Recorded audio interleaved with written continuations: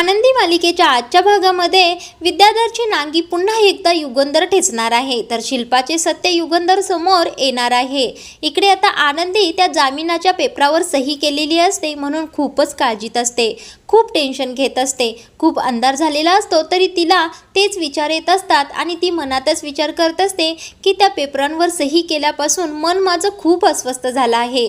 मला असं वाटत आहे की काही ना काहीतरी वाईट नक्की घडणार आहे। आता आनंदी त्या कागदावर सही केले तेव्हापासून खूपच अस्वस्थ झालेली असते। आता इकडे आनंदी विचार करतच तिच्या देवीच्या पुढे हात जोडून उभारलेली असते, अगरबत्ती लावत असते। तेवढ्यातच सुनीताताई तेथे येतात आणि सुनीताताई आनंदीला म्हणत असतात, आनंदीताई काय करताय तुम्ही एवढ्या रात्रीचं? अगरबत्ती लावताय का देवाला? बरं बरं ठीक आहे। माझी आई सुद्धा अशीच अगरबत्ती देवासमोर लावायची। ज्यावेळेला माझी आई काळजीमध्ये असायची, काहीतरी अडचणीमध्ये असायची किंवा तिला कोणत्या तरी गोष्टीची भीती वाटत असली तरी ती अशी रात्रीची जागायची आणि देवासमोर अगरबत्ती लावायची। आता आनंदी काहीच बोलत नाही, शांतच उभी असते। आता सुनीताताई म्हणत असतात, पण आनंदीताई तुम्हाला कशाची भीती वाटते? तुमच्यावर कसली अडचण आली आहे मला सांगा बरं। आता इकडे विद्याधरची निंबाळकरांच्या घरी एंट्री झालेली असते आणि तो गाणंच म्हणत आलेला असतो, किती सांगू मी सांगू कुणाला, आज आनंदी आनंद झाला। आता हा विद्याधर या आनंदीसाठीच निंबाळकरांच्या घरी येत असतो। इकडे मात्र आनंदी घाबरून घट्टच झालेली असते, ती रडायला लागलेली असते। आता आनंदी रडते आहे पाहून सुनीताताई तिला म्हणत असतात, आनंदीताई काय झालं तुम्हाला? काय रडताय बरं तुम्ही? काय झालं सांगा ना मला, तुम्हाला काय कसलं टेन्शन आलंय? त्यावेळेला आता आनंदी काहीच बोलत नाही, नुसती रडायला सुरू करत असते। आता सुनीताताई तिला खूप विनंती करत असतात, शांत करण्याचा प्रयत्न करत असतात, सांगा मला काय झालंय आनंदीताई, पण आनंदी काहीच बोलत नाही। आता आनंदी काही केल्याने रडणं थांबवतच नसते। सुनीताताई म्हणत असतात, आनंदीताई तुम्ही अजिबात कोणत्याच गोष्टीची काळजी करू नका, चांगल्या माणसाबरोबर कधीच वाईट होत नाही एवढं लक्षात ठेवा। त्यावेळेला आनंदी रडतच म्हणत असते, हो सुनीताताई माझे आबा सुद्धा मला असेच सांगतात, चांगल्या लोकांच्या पाठीशी नेहमीच देव खंबीरपणे उभा राहत असतो। त्यावेळेला सुनीताताई म्हणतात, तुमचे आबा नक्कीच खरं सांगत आहेत आणि आनंदीताई तुम्हाला तर आरतीताईची, आर्चीची आणि आबांची आठवण येत असेल ना, म्हणूनच तुमचं असं मन उदास झालं आहे। आता आनंदी म्हणत असते, नाही सुनीताताई आज काय माहीत काय झालंय, पण माझं मन मानतच नाही आहे की सगळं काही ठीक आहे। त्यावेळेला सुनीताताई म्हणत असतात, आनंदीताई तुम्ही अजिबात टेन्शन घेऊ नका, जा तुम्ही हातपाय धुवा आणि जरा फ्रेश होऊन या, म्हणजे तुम्हाला बरं वाटेल। आता इकडे सुनीताताई आनंदीला म्हणत असतात, मी तुमच्यासाठी टॉवेल घेऊन येते। आता आनंदी बाथरूमकडे जात असते, तेवढ्यातच सुनीताताई तिच्यासाठी टॉवेल घेऊन येतात आणि आनंदीच्या हाताला धरूनच बाथरूमकडे नेत असतात। आता तेवढ्यातच सुनीताताईंना दिसतं की बाथरूममध्ये तर लाईटच नाही आहे। त्यावेळेला आता त्या स्वतःशीच म्हणत असतात, अगं बाई बाथरूमचं तर दार उघडच आहे की आणि बाथरूममध्ये लाईटच नाही आहे, आता काय करायचं? सगळ्या घरामध्ये तर लाईट सुरू आहेत आणि बाथरूममध्ये काय झालं बरं? त्याला तर आनंदी म्हणते, अहो सुनीताताई असं काय करताय, लाईट असो अगर नसो मला काय फरक पडतोय, मी जाते आतमध्ये तोंड धुवून येते। त्यावेळेला तर सुनीताताई म्हणतात, हो हो आनंदीताई तुम्ही जा आणि फ्रेश होऊन या। आता इकडे आनंदी बाथरूममध्ये जाऊन स्वतःचा चेहरा पाण्याने धुवत असते, तोपर्यंतच इकडे पडद्याआड तो विद्याधर येऊन उभा राहिलेला असतो। आता त्याची छाया आनंदीवर पडणार असते। आता हा विद्याधर त्या आनंदीवरच नुसता वाईट नजर ठेवून असतो। आता आनंदी ते फ्रेश होऊन बाथरूमच्या बाहेर येत असते, तेवढ्यातच त्या आनंदीला पडद्यामधूनच हात घालून विद्याधर पकडण्याचा प्रयत्न करत असतो, पण आनंदी हाताला लागत नाही। ती दार उघडते बाथरूमची आणि बाथरूमच्या बाहेर येते। आता विद्याधर हा पुन्हा आनंदीच्या पाठीमागे येऊ लागतो। आता इकडे आनंदी चालत असते आणि तिच्या पाठोपाठ हा विद्याधर सुद्धा चालत असतो। आता आनंदीला याचा सुगाम लागतो की तिच्या पाठीमागून कोणीतरी येत आहे आणि तिथे हॉलमध्ये कोणीतरी आहे। त्यावेळेला आनंदी म्हणते, कोण आहे बरं इथं, कोण आहे सांगा बरं पटकन। आता कोणीच ओ देत नाही किंवा कोणीच मी आहे असं म्हणत नाही। त्यानंतर आनंदीला तपकिरीचा वास येतो। आता आनंदी तपकिरीचा वास घेतच म्हणत असते, तपकिरीचा वास येतोय म्हणजे? त्यावेळेला आता आनंदीला कळालेलं असतं की विद्याधर तिथे आलेला आहे। आनंदीला ज्यावेळेला कळतं की विद्याधर आला आहे त्याच वेळेला विद्याधर बरोबर आनंदीच्या समोर येऊन उभा राहिलेला असतो। आता आनंदीला कळतं की विद्याधरने आपल्याला गाठलेलं आहे।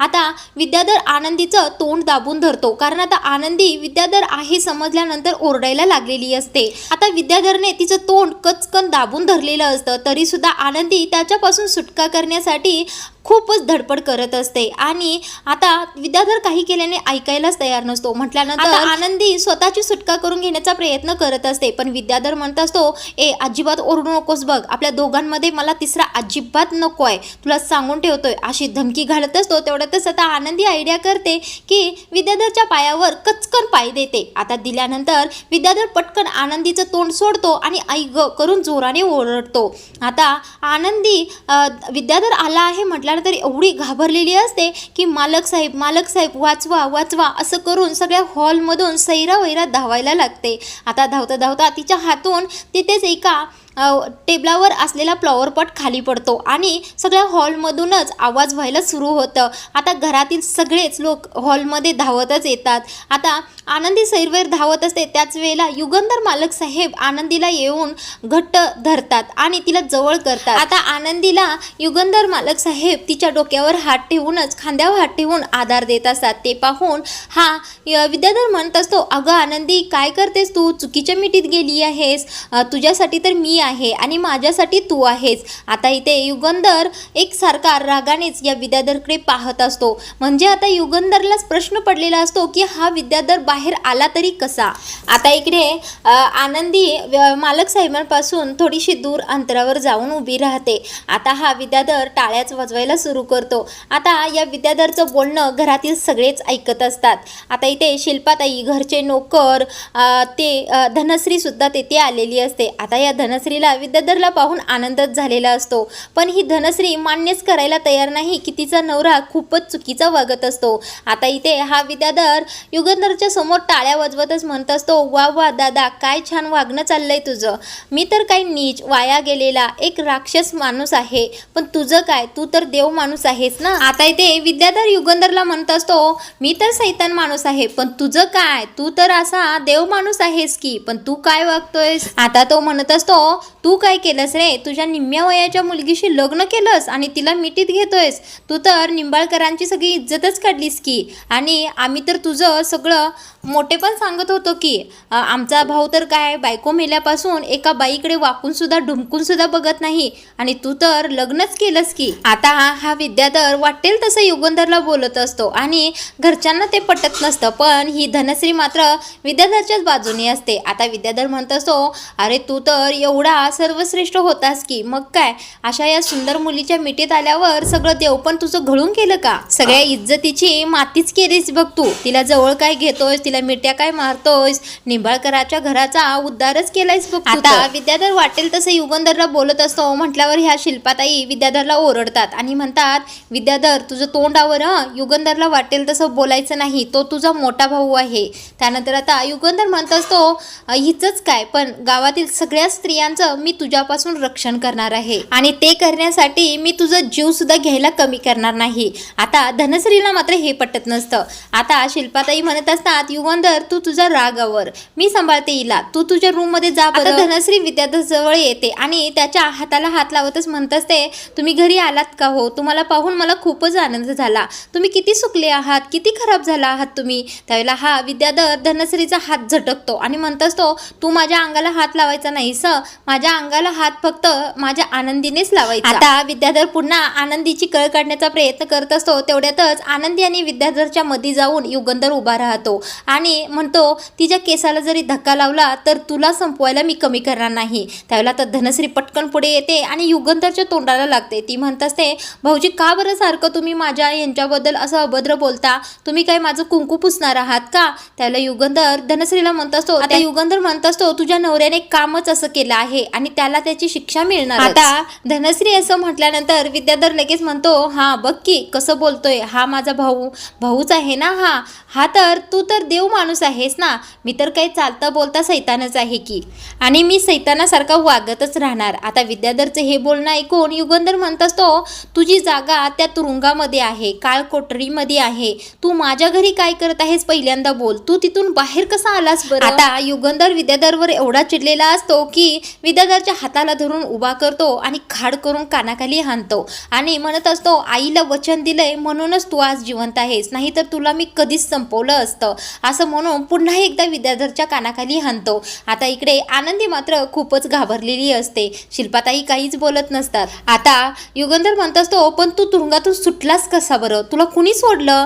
त्यावेळेला आता युगंधर पोलिसांना फोन लावत असतो. आता शिल्पाताई चांगल्याच घाबरलेल्या असतात. आता त्या चाचपडतच युगंधरला म्हणत असतात, अरे युगंधर, कशाला विषय वाढवतोयस, मी विद्याधरला समजावून सांगते, तू गप्प बस बरं, राग शांत कर. त्यावेळेला आता युगंधर म्हणत असतो, हा विषय वाढणार नाही तर हा विषय संपणारच आहे. आता धनश्री पुन्हा युगंधरला म्हणत असते, तुम्ही सारखं असं का बरं माझ्या ह्यांच्याबद्दल अभद्र बोलता? भाऊजी तुम्ही असं बोलू नका, मला खूप वाईट वाटतंय. त्यावेळेला आता युगंधर धनश्रीला ओरडत असतो, मी आता संयम धरणार नाही, कारण तुझा नवरा आता तुरुंगातून पळून आला आहे, तुरुंग तोडून आला आहे. त्यावेळेला विद्याधर म्हणत असतो, कोण? मी नाही, मी तर तुरुंगातून मान सन्मानाने बाहेर आलो आहे, कारण माझ्यावरचा गुन्हा आता पुसला गेला आहे. आता हे ऐकून धनश्रीच्या चेहऱ्यावर हसू येतं आणि तिला आनंद सुद्धा होतो. गुन्हा पुसला आहे असं ती म्हणत असते. आता इकडे शिल्पाताई सुद्धा म्हणत असतात, विद्याधर तू खरंच नील होऊन आला आहेस? त्यावेळेला विद्याधर म्हणत असतो, हो, मी खरंच तुरुंगातून निर्दोष सिद्ध होऊनच बाहेर आलो आहे.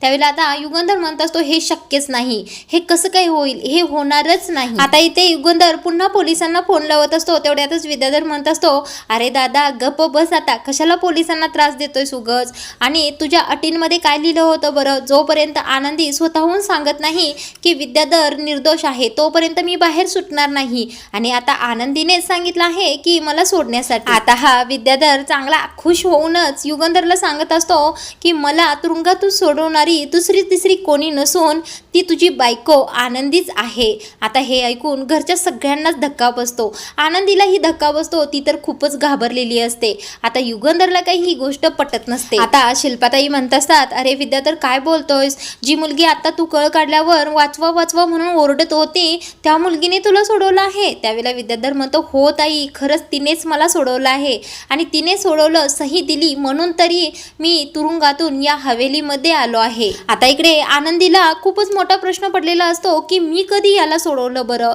तेवढ्यातच धनश्री म्हणत असते, अहो तिचा काय संबंध, तिच्यामुळेच तर तुम्ही तुरुंगात गेला होतात ना. त्यावेळेला विद्याधर म्हणतो, अगं तिच्या मर्जीमुळेच मी आज तुरुंगातून बाहेर आलो आहे. आता युगंधरची आई म्हणत असते, आनंदी, विद्याधर म्हणतोय ते खरं आहे का, तूच सोडवलंस का त्याला? त्यावेळेला आता आनंदी स्वतःच्या मनातच म्हणत असते, शिल्पाताईंनी जी माझी सही घेतली होती ती सही यांना सोडवण्यासाठी घेतली होती. तर आता शिल्पाताई पुन्हा विद्याधरची बाजू घेत म्हणत असतात, विद्याधर सांगतोय ना, मग तो खरंच बोलतोय ना. त्यावेळेला आता युगंधर म्हणत असतो, विद्याधर खोटं बोलत आहे ताई, मी त्याच्यावर अजिबात विश्वास ठेवणार नाही. तो ज्या मुलीवर अत्याचार करत होता, त्यांच्या सगळ्या कुटुंबाला त्रास देत होता, ती मुलगी त्याला कसं काय सोडविल बरं? आता युगंधर असं म्हटल्यानंतर विद्याधर पटकन वकिलांनाच हाक मारतो. आता हे ऐकून युगंधर म्हणत असतो, भास्कर, तुझी नाटकं आता भास्कर, तुला पूर्णपणे मी ओळखून आहे, तू कुठे कसा वागशील याचा पूर्णपणे अंदाज आहे मला.